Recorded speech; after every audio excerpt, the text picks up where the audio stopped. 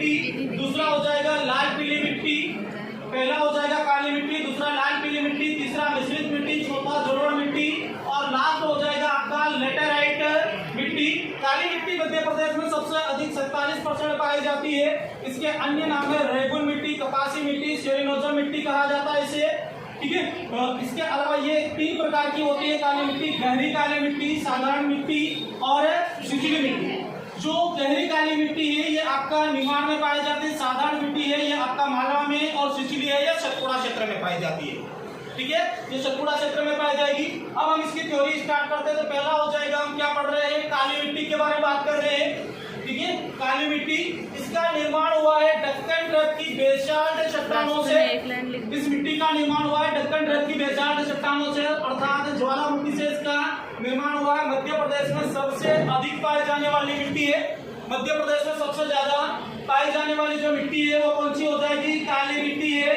मध्य प्रदेश के कुल भौगोलिक क्षेत्रफल का 47% काली मिट्टी का हिस्सा है। इस मिट्टी को स्वयं जोत वाली मिट्टी भी कहा जाता है। इसको सिंचाई की कम आवश्यकता होती है, ज्यादातर सिंचाई की जरूरत नहीं पड़ती है, इसलिए इसको कहा जाता है स्वयं जोत वाली मिट्टी कहा जाता है। इसमें आयरन, चूना पत्थर और कैल्शियम की मात्रा ज्यादातर पाई जाती है, इसीलिए ये मिट्टी जो हो जाएगी वो कैसी मिट्टी है, क्षारीय मिट्टी। कैसी मिट्टी है, क्षारीय मिट्टी है। इसमें नाइट्रोजन, पोटास और फास्फोरस की कमी है, फास्फोरस नामक तत्वों की कमी हो जाएगी, या फिर हम इसको लिख सकते हैं एनकेपी। एनकेपी की क्या हो जाएगी, इसमें कमी हो जाएगी। इसमें सबसे ज्यादा उत्पादन होता है कपास, सोयाबीन और मूंगफली उत्पादन होता है, ठीक है। कपास जो उत्पादन मध्य प्रदेश में खरगोन, खंडवा में ज्यादातर होता है, इसीलिए खरगोन और खंडवा इन दोनों जिलों में जो होता है रंगीन कपास उत्पादन होता है, इसीलिए उसको कहा जाता है सुनहरे जिले कहा जाता है, सुनहरे जिले कहा जाता है। सोयाबीन उत्पादन सबसे ज्यादा होता है आपका उज्जैन जिले में। सोयाबीन उत्पादन सबसे ज्यादा उज्जैन में होता है, लेकिन उत्पादन प्रारंभ यदि पूछा जाएगा तो वो है देवास में।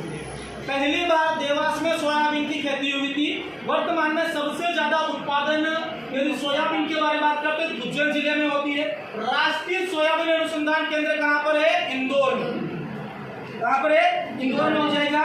जबकि एशिया का सबसे बड़ा सोयाबीन संयंत्र जो केंद्र है वो है उज्जैन में।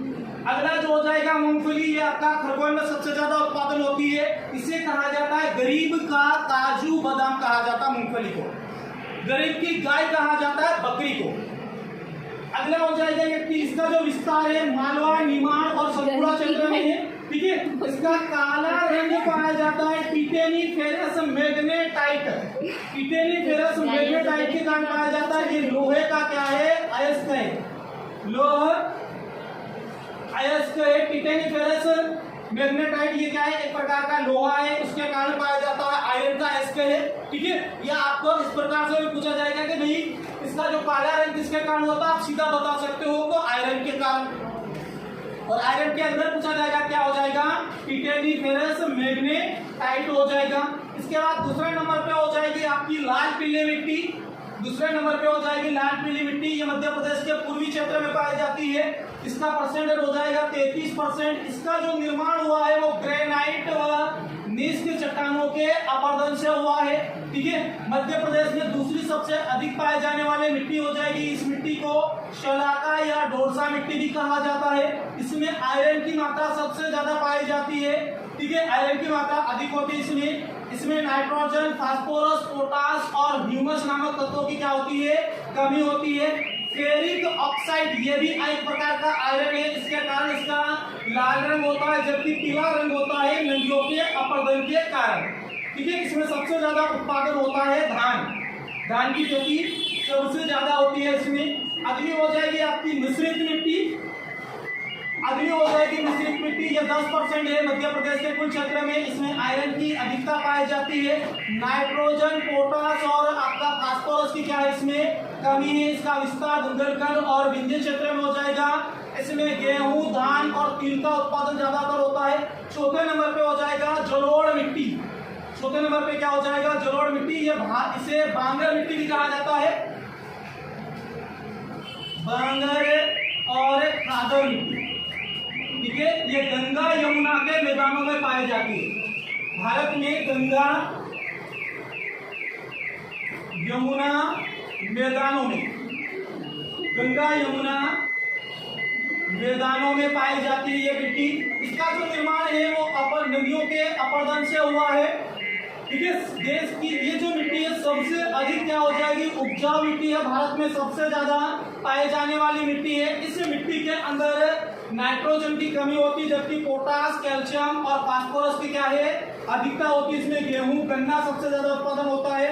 इसका जो मध्य प्रदेश में विस्तार है वो ये हो जाएगा आपका चंबल एवं नर्मदा घाटी क्षेत्र में हो जाएगा। लास्ट हो जाएगा आपका लेटेराइट मिट्टी, इसे रेतीली मिट्टी भी कहा जाता है। नीचे वाला रेतीली मिट्टी भी कहा जाता है। इसका निर्माण हुआ है चट्टानों के अपरदन से टूटने से इसका निर्माण हुआ है। इसे भूरी मिट्टी या भंटा मिट्टी भी कहा जाता है। ठीक है, मध्य प्रदेश में सबसे कम पाए जाते हैं 2.5%। इसमें आयरन और एल्यूमिनियम की अधिकता होती, इसीलिए ये सबसे कम उपजाऊ है, सबसे कम उपजाऊ है। और इसमें कमी पाई जाती है ह्यूमस की, इसलिए ये जो हो जाएगी ज्यादा पानी को सोख नहीं सकती है। इसके बाद हो जाएगा इसमें सबसे ज्यादा होता है ज्वार, आपका मक्का और कॉफी। मक्का जो उत्पादन सबसे अधिक होती है छिंदवाड़ा जिले में, इसीलिए उसे कहा जाता है सिटी ऑफ कॉर्न कहा जाता है छिंदवाड़ा जिले को। और कॉफी उत्पादन होती है मध्य प्रदेश के एकमात्र जिले बैतूल में, बैतूल में उत्पादन होती है। भारत में कर्नाटक में होती है बाबा बुदान की पहाड़ियों में, बाबा बुदान की पहाड़ियों में। बैतूल में कुकरू घाटी करके एक स्थान है, वहां पे होती है।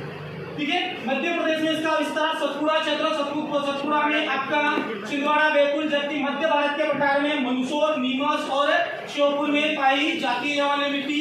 Thank you so much.